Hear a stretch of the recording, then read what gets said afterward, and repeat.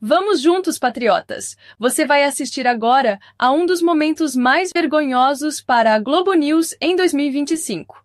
Eles tiveram a brilhante ideia de convidar o senador Ciro Nogueira, achando que conseguiriam pressioná-lo por causa da derrota esmagadora do governo Lula na Câmara. Mas o que aconteceu foi exatamente o contrário. Ciro atropelou os jornalistas ao vivo, sem piedade.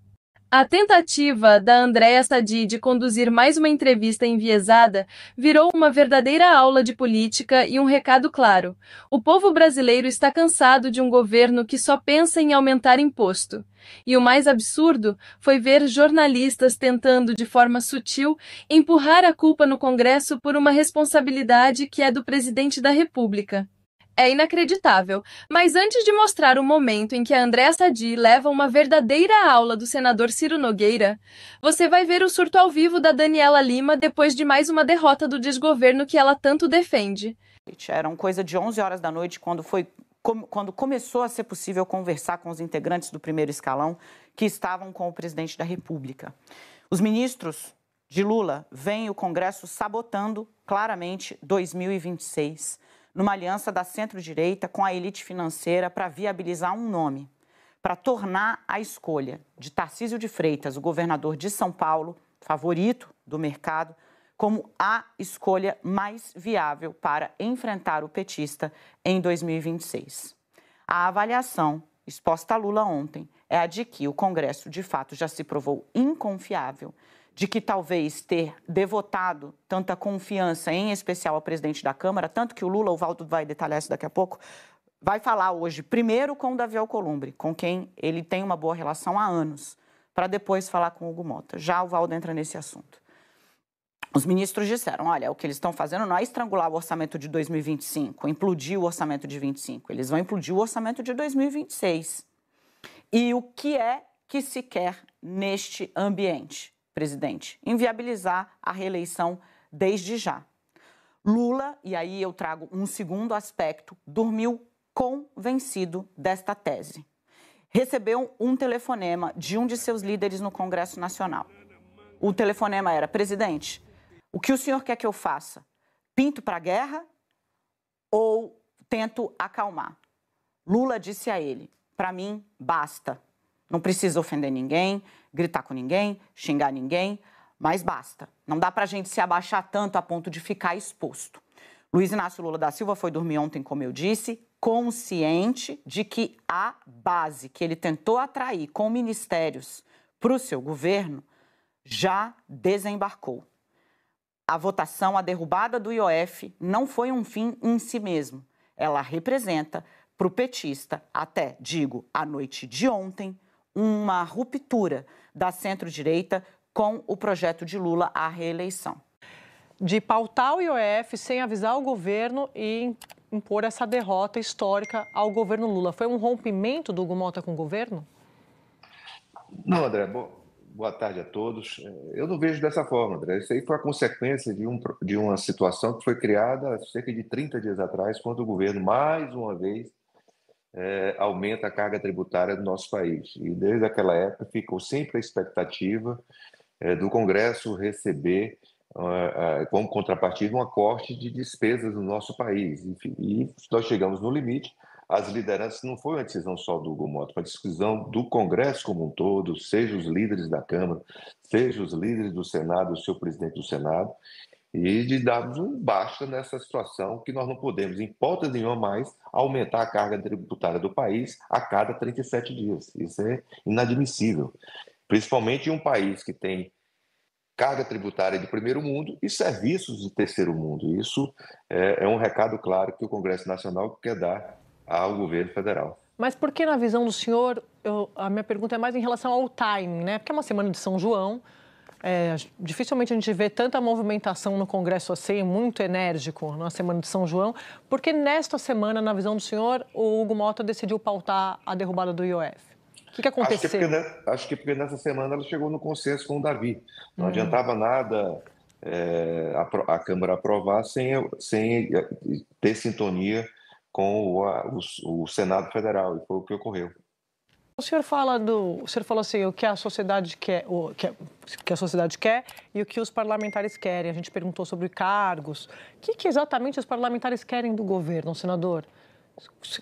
Olha, depende de que governo. Se os parlamentares do PT querem aumentar a estrutura do Estado, mais cargos para a companheirada, assaltar as nossas estatais que estão dando um rombo, como estão dando. Não, estou falando do Agora, Centrão, nós né? da oposição, não, nós queremos que se tenha. Eu te pergunto aqui a vocês, desde que se iniciou esse governo, vocês viram alguma medida de contenção de gastos, de enxugamento da máquina pública, de melhorar a gestão? Nada. Só se fala nesse país de aumentar a estrutura.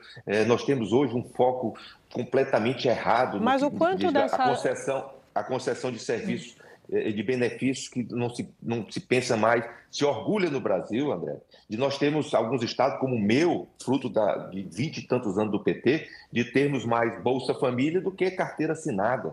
Isso é uma distorção. O senador e nós temos que mudar essa forma. Só para explicar para o assinante que o senador é do Piauí. Senador, o senhor, eu estou perguntando isso porque a impressão que eu fico é, por exemplo, conversando com muitos parlamentares, é de que há um grande incômodo com essa investigação que está rolando lá no Supremo das emendas. O quanto isso influencia nessa... Eu acho que isso é uma narrativa, André. Me perdoe dizer. Eu quero que, se alguém que cometer erros com questão de emenda, que pague. Eu luto dia a dia por transparência. A coisa que eu mais quero é levar mais recursos para o meu estado. Eu gosto quando seja anunciado, meu nome esteja com essas obras que são executadas. Essa questão de falta de transparência, isso me causa espécie. Nós temos que dar total transparência a essa questão. Agora se fala em questão nesse país só se fala em orçamento secreto. Cadê esses 100 anos que o Lula dá de sigilo dessas loucuras que são feitas no Palácio Planalto? Então, só essas situações eu acho que deveria ser proibido, e acho que a imprensa como um todo, a sociedade como um todo, proibir qualquer tipo de sigilo com recurso público no nosso país. Isso deveria ser um objeto de aprovação no Congresso Nacional. E eu tenho certeza que, se o presidente Lula tivesse coragem de fazer isso, o Congresso apoiaria. Para o senhor, então acho que o Centrão, os partidos de centro, né? Partido de centro, oposição, estão com essa posição, qual eu acho correto, tá? Na hora de olhar cortes. Agora, o senhor não acha que vocês, né? Partidos de centro, partidos de direita, deveriam, então, já que o governo não apresenta uma proposta de corte, vocês não deveriam chegar e falar assim, então, nós vamos fazer o trabalho que o governo quer. Por uma responsabilidade com o país. Eu sei que essa é uma função do governo, eu entendo que essa é uma função do governo, mas vocês não vão fazer tomar a parte dos senhores? Me perdoe. Isso não é função do parlamento, isso é uma função. Se nós tivéssemos sido eleitos, se eu ainda continuasse na Casa Civil, pode ter certeza que eu teria coragem de apresentar qualquer tipo de corte, por mais impopular que seja. Isso é função do governo. Agora, o governo quer que o Congresso corte para ele gastar. Isso não tem sentido. Isso aí, em nenhum país do mundo, isso pode ser operacionalizado. O que tem que haver é se ter responsabilidade, o presidente assumir a sua função de governar, botar na cabeça que ele foi eleito presidente para assumir os problemas e as soluções do país. E apresentar e sentar conosco para a gente discutir quanto de gasto.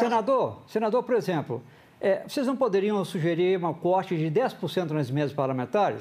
Podemos. Eu acho que nós temos que fazer um corte linear de todas as despesas no país. É de emendas parlamentares, é despesa do Legislativo, é despesa do Judiciário, que são absurdas, é despesa dessa quantidade de ministérios absurdos para acompanhar e, principalmente, proteger as nossas estatais que estão dando o maior rombo da nossa história. Senador, a questão dos supersalários, o senhor, sei que o senhor é contra.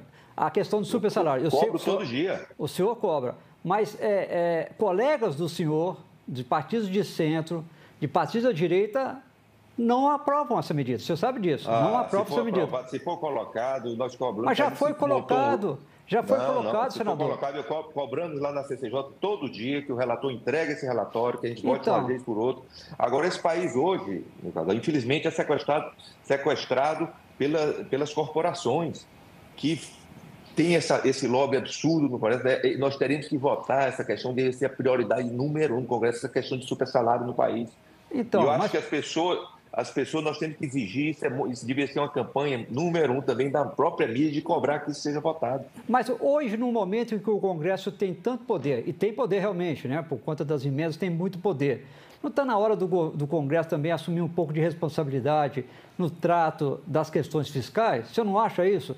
Não Eu só acho que já vetando... passou da hora, mas nós temos que sentar isso como um todo, não pode ser uma decisão do Congresso. Quem foi eleito foi o Lula, não foi o Bolsonaro. Eu certeza que se fosse o Bolsonaro, nós estaríamos tomando essas atitudes. É inacreditável o nível de distorção que tomou conta da Globo News. Os jornalistas parecem ter esquecido completamente o que é governar. Agora, a moda é tentar transferir para o Congresso as funções que deveriam ser executadas pelo presidente da República. Enquanto o país afunda em gastos, o que o governo faz? Cria mais cargos, incha a máquina pública, aumenta impostos e sai lavando as mãos, jogando a responsabilidade nos outros. Gestão, compromisso com o povo, esquece. E aí entra o senador Ciro Nogueira, que foi certeiro. Disse com todas as letras: se ainda estivesse no governo, já teria feito os cortes necessários. Coragem, algo que claramente falta nesse governo frouxo e omisso. E mais, ele propôs inclusive reduzir as próprias emendas parlamentares. Isso é postura de quem tem responsabilidade. E não parou por aí. Cobrou sim o fim dos supersalários, mas cobrou também a covardia do Congresso e o silêncio cúmplice da mídia. Também de outros líderes do Centrão, que o presidente Lula é um chefe de Estado, não é um chefe de governo, e tem gente defendendo retomar a pauta do semipresidencialismo. O senhor acha que isso tem ambiente? Como é que o senhor vê isso hoje no Congresso Nacional? Não é fácil, né? A população não vai perder. Eu sou a pessoa mais parlamentarista que existe, mas a população não vai abrir mão do seu direito de escolher o seu presidente da República, né? Acontece que nós temos um problema grave, porque temos a eleição do Congresso no primeiro turno, e foi eleito 2/3 de deputados com a visão de centro-direita. E depois elegemos um presidente de esquerda, que veio fora do seu tempo, né? Eu comparo muito a volta do presidente Lula com a volta do Getúlio, quando veio completamente desatualizado, um homem que está fora do tempo, que não sabe, é um homem que pensa ainda de se comunicar com a população com a rede de rádio e televisão. Então, é outra época, né? Corte de gastos. Acho que ficou bem claro a sua visão em relação à necessidade de não aumentar mais impostos, mas o parlamento brasileiro ele tem entre as suas funções propor soluções. Né? Onde é que o senhor vê espaço efetivamente para cortar gastos de maneira rápida, de maneira célere e mesmo para fazer reformas estruturantes? Porque me parece que a gente tem um problema de crescimento das despesas obrigatórias que vão asfixiando aí o orçamento do governo. Eu acho que, primeiro, blindar as nossas estatais desse prejuízo absurdo que está dando, que quem vai pagar é o contribuinte. Segundo, ter um corte linear de isenções no nosso país, passa de desoneração, essa situação, tem que ter um corte linear. Isso aí nós viremos fazer uma justiça muito maior do que ficarmos remendando a cada 37 dias o nosso sistema fiscal. A população não aguenta mais. Você acha isso racional, a cada 37 dias, ter aumento de imposto em um país? Mais uma vez, a mídia tentou distorcer, tentou manipular, mas levou uma aula, ao vivo e sem cortes. O senador Ciro Nogueira falou o que milhões de brasileiros pensam e sentem. Esse governo é frouxo, gasta demais e joga a conta no colo do povo. Se você também está cansado de ver o Brasil sendo mal governado e manipulado, compartilha esse vídeo, comenta e mostra que a voz do povo está mais forte do que nunca.